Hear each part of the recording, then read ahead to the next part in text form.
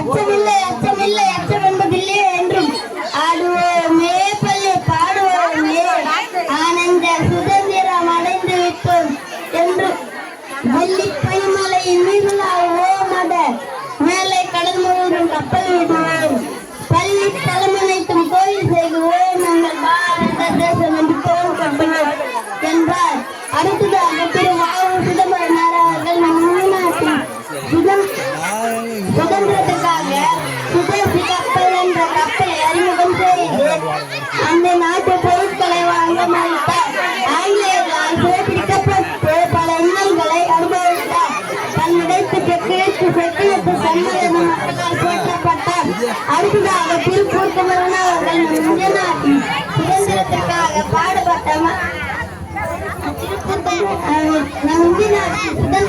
தேசிய கொடியை கையில் பிடித்தவாறு உயிர்த்து வந்தார்.